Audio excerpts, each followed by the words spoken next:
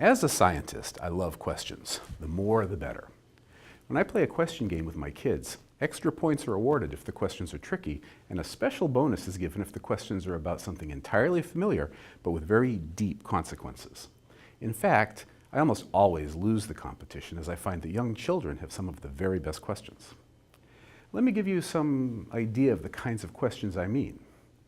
Why is it that I can wave my hand through the air, but if I try to put one hand through the other, I clap? How can it possibly be that steam, water, and ice are actually the same thing? They seem to have totally different properties. Just what is fire? And what makes it glow? Essentially, the questions can all be boiled down to what are the ultimate building blocks of reality and what are the rules that govern them? Questions like these have perplexed humanity for as long as we've kept records.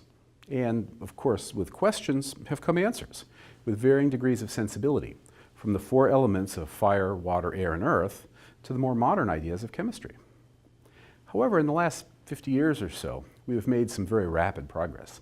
Indeed, our modern understanding of the underpinnings of the universe can explain phenomena from the behavior of atoms to how stars burn. We have a name for this understanding.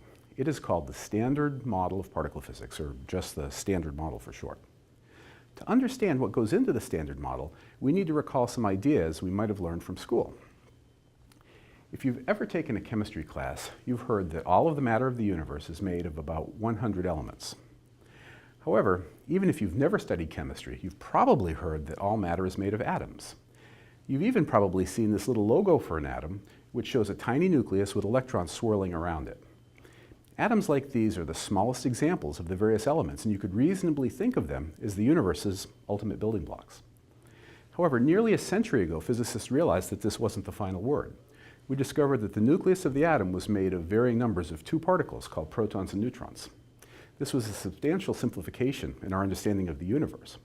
Rather than 100 chemical elements, we now realized that with a mere 3 subatomic particles called protons, neutrons, and electrons, we could, in principle at least, construct an entire cosmos. And that is a pretty impressive achievement. However, during the 1940s through the 1960s, physicists discovered many more subatomic particles in experiments using particle accelerators. Rather than the simple model of 3 particles, literally hundreds of subatomic particles were discovered. Clearly, another simplifying insight was in order.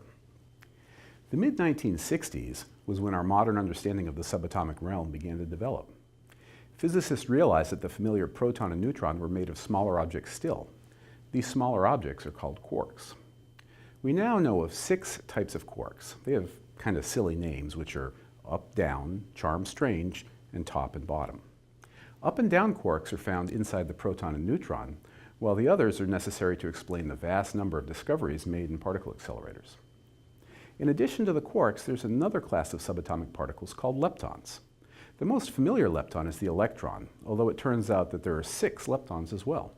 3 of these leptons have electrical charge. These are the electron, the muon, and the tau. The other 3 are neutrinos, which are electrically neutral. These quarks and leptons include every particle that we know of. The up and down quarks and the electron are the building blocks of the cosmos, and the other 9 particles have all been observed in our accelerators. However, while the building blocks of nature are important, we've forgotten an important point. This important point is force. Without forces, these particles would wander around the cosmos, not interacting with each other, and that would be bad. If something didn't stick the quarks and leptons together, there'd be no atoms, and consequently, no us. Physicists know of 4 different forces. The most familiar force is gravity. It keeps us firmly attached to the Earth and governs the path of the stars and the planets in the sky. It turns out that gravity is actually a very weak force, and we don't understand how it works in the quantum realm. However, the 3 other forces are very well understood. The next most familiar force is electromagnetism. Electromagnetism is responsible for electricity and magnetism, of course, but it is the reason why light exists, and in the context of building matter, its most important attribute is that it is the force that binds the electrons to atomic nuclei and makes atoms. The electromagnetic force is responsible for all of chemistry.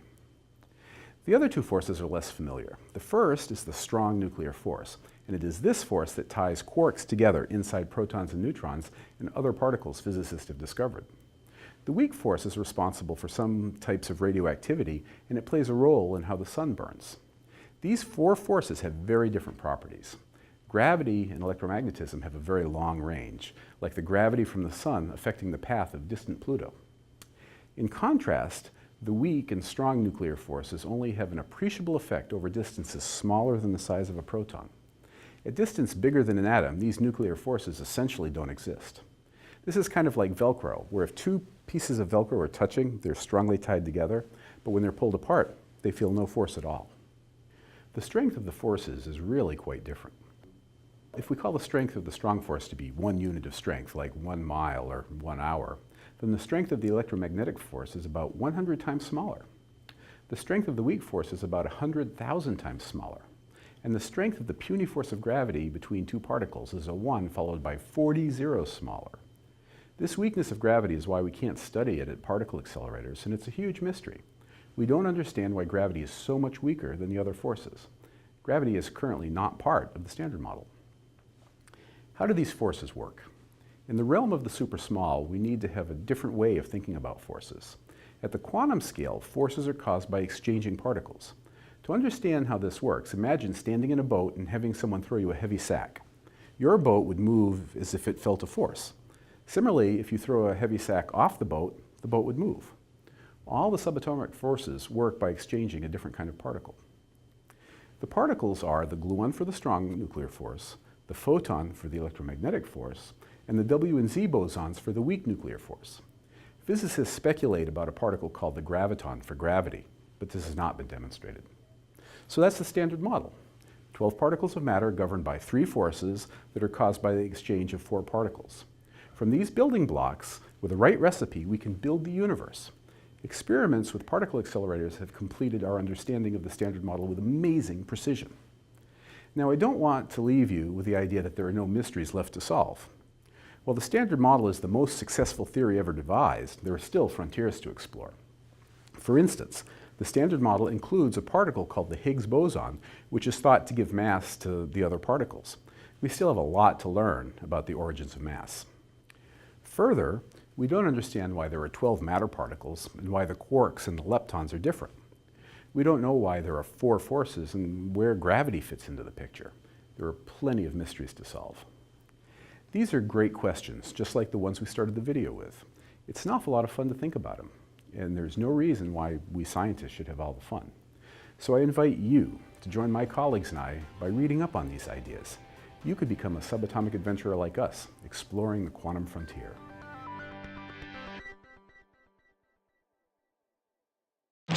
Right, let's try that again.